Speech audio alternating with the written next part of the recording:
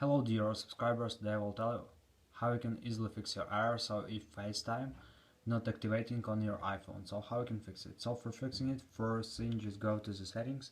In the settings you need to find here FaceTime. So here you can see it, just tap on it. And now you just need to reconnect it, so just turn off and turn on again. And if it doesn't help you, you can also try another way. So just go back, just find here cellular data or mobile data. If you're using mobile data, just turn it off, wait a few seconds and just turn on again. And if you're using Wi-Fi, just open Wi-Fi, just turn it off and turn on again. So now also you can try to restore your Wi-Fi router, sometimes it also helps.